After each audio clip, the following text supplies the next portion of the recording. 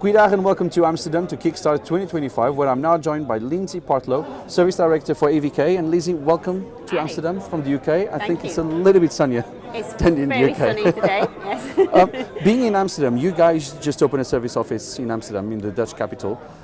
Why? Why did you open an office here, and how does that kind of fit with the wider European strategy for AVK? Okay, so as you will know, AVK is one of the largest and fastest growing power solution companies for the data center industry, and we are rapidly expanding into European markets. Obviously, as Service Director, I'm responsible for everything service orientated, so making sure that the assets that we install are serviced and maintained, and that there's coverage for clients in case of an emergency call out, etc. The service team are now starting to follow that trajectory that AVK has seen. So where we've gone and done all of the design and build, the service team are now following that, and we now need to have a footprint within Europe, and we are launching our service hubs now where we have got significant presence. So we have released a press release today saying that we are opening our office in Lelystad. I think that's how you pronounce it. And I'm not the best with pronunciation, so. which is about 30 minutes outside of Amsterdam and near some of our major projects in the region. Okay, but when you look into expanding here, how does that help into the wider, the bigger picture of making sure that energy consumption is done in a more sustainable, planet-friendly way in data centers? It doesn't particularly drive energy consumption. It means that we are there to support our clients. So the service team will have full infrastructure in country. It allows us to respond to the timeframes that are required by our clients. So if they have got an issue with any of their assets, we can be there within our SLAs. It allows us to have the footprint required, so we can employ local people who understand the regions, who understand the supply chain requirements, can help us with any potential market or language barriers, and it helps us establish those relationships with clients longer term, because they are dealing with people in country rather than relying on a UK infrastructure. Okay. What were some of the challenges that maybe you faced in setting something up in Amsterdam, being a UK company? Were there any particular? So a lot of it is making sure that we are covered from a legislative perspective, and that we've considered everything from a financial and health and safety perspective. Recruitment challenges, as everyone within the data industry across the entire world, not just Europe. We are all fighting for the same resource pool, so that presents issues for us. Movement of people is easier if we are employing people in country rather than trying to use our wider resource pool that is outside of country. And it's also more sustainable. Yeah, exactly. So it makes sense for AVK now to really establish its footprint within the European market. I think you're working within a range of about 200 megawatts of microgrids at the moment. Talk us through that. What are these deployments? What are your clients working on along those 200 megawatts, and what are you doing to help them be as green as possible? So AVK is very focused on sustainability. We've got a team that are looking at that and also looking at our corporate social responsibility aspects as well.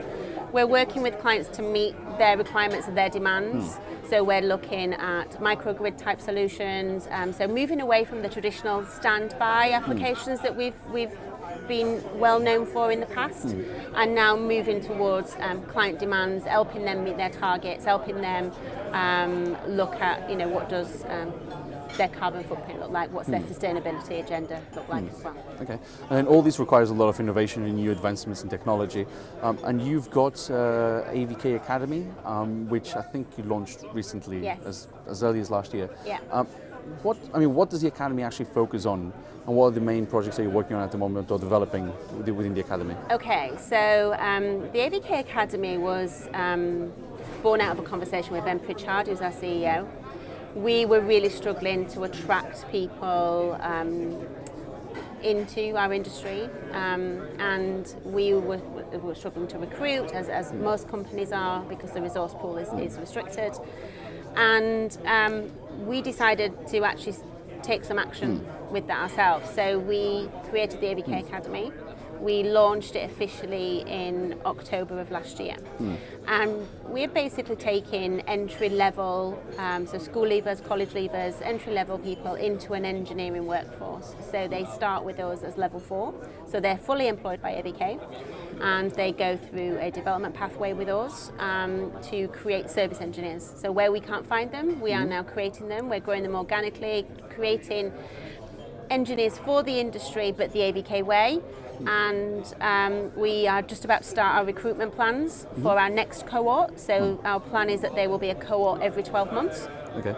And whilst we are working on developing this pathway, we're also investing in our current engineering workforce as well, and making sure that they follow a similar development pathway to enhance their skills, cross-skill, learn new technologies, new ways of working, etc. So as the industry evolves, our development pathways will also evolve to ensure that our engineers are best in class. How many people have gone through the program, and how many people are you looking to bring into the program this year?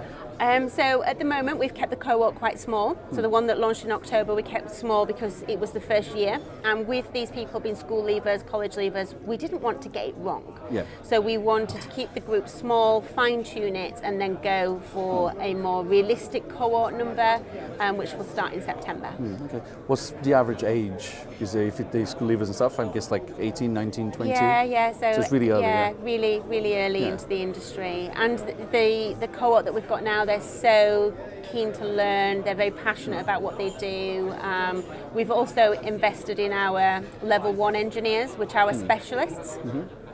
We've ensured that they have got the right skills and the right training to be a mentor, so that they can coach, they can develop, they can give feedback to these trainees that are coming through our program as well, because that's really important, that they are partnered with someone who wants to spend time sharing their craftsmanship, but also willing to sit with them and critique and help shape the next pathway. Do you think the industry is doing enough to target this age group? Because we hear a lot about programs for veterans, all those sort of things, but people are actually targeting 18 to 20 years old. It's quite unique. So do you think we need more of that, or do you think I have enough? Definitely. I think if you speak to many late teens, they probably wouldn't know what a data center looked like or what careers were available within that industry.